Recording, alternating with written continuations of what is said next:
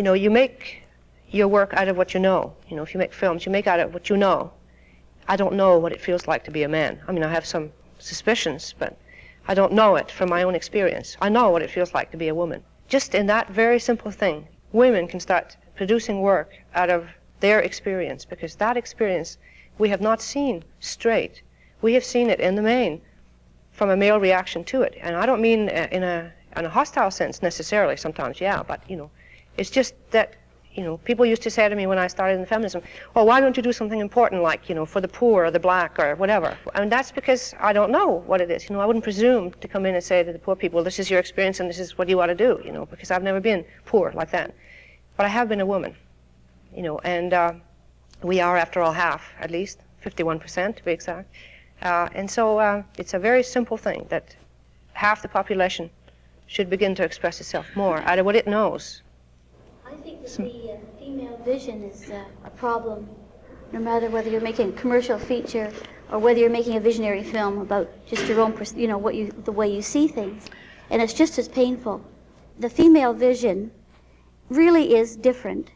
At least I found that my vision was different, and therefore, in some strange way, had to be attacked from in various ways, like undisciplined, or the form was unrecognizable to them.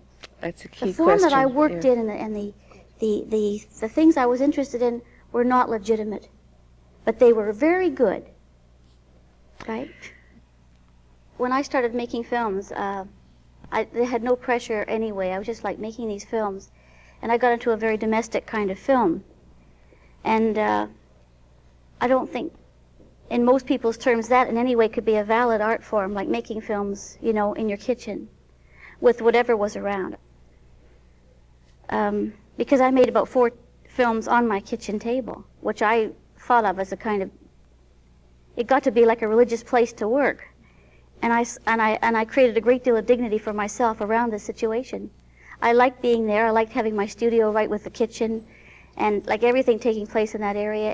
And a lot of really good things came out of it. But in men's terms, to have that considered, and why should I keep on considering it in men's terms, really? I mean, I made a body of work that is significant, it's useful, it's valid in all kinds of ways.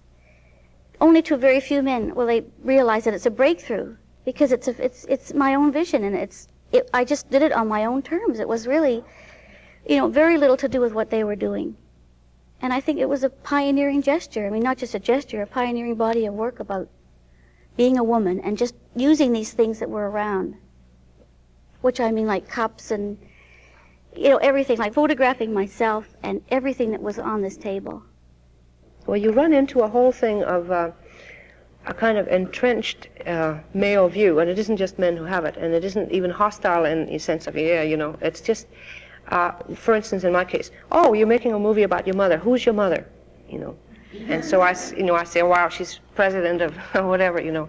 She's nothing in that sense, you know. She happens to be a very nice person. But that's that kind of thing, you know, like, why I took it through customs, and they said, oh, wow, you got all this money to make a movie about your mother? You know, that kind of, I mean, you have to be, you know, give them the finger mentally all the time, because otherwise you really get down. You know.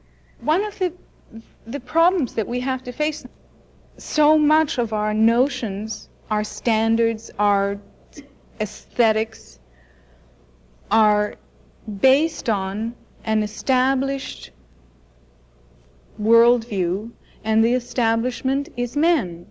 And the main problem, it seems to me, is defining good.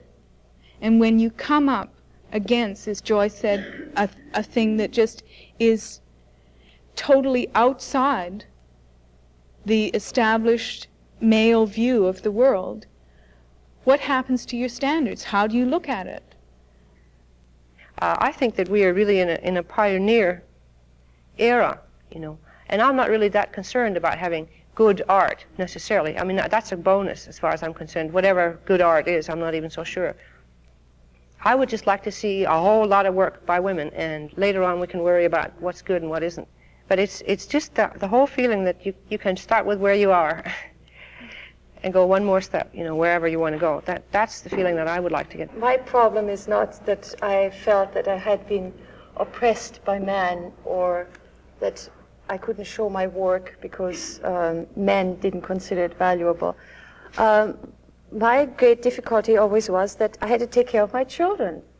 But then again, somebody has to take care of them. If I wouldn't take care of them, my husband would have to take care of them. And then who would earn any money? You How would. would I wouldn't. I wouldn't.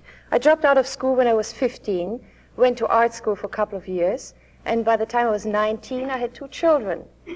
And I have been responsible. Now I have 3 children. I've been always responsible for somebody else. And it's very difficult for me to convince the people that live with me that I need time for myself. I need to isolate myself. I have to be able to close the door. I don't want to talk to somebody for a long period of time. That sort of thing is very, very difficult.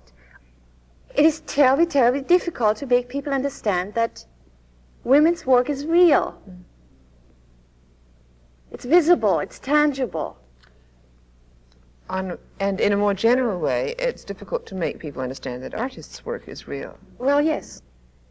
So that in order for a very gifted woman to surface at all, the burden is incredible because she has to remain friendly with herself as a woman, deal with that in the face of the world, deal with the natural envies, resentments, politicizing, whatever, that occur anyway, but are tripled, if not more, if she's an effective woman.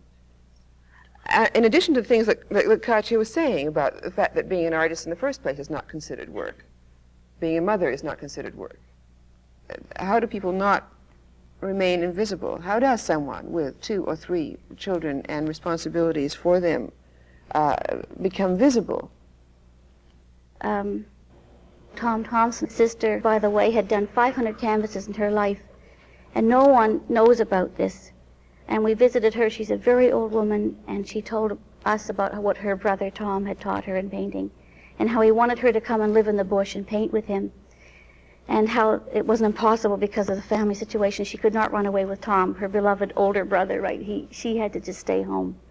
But she did this very great body of work.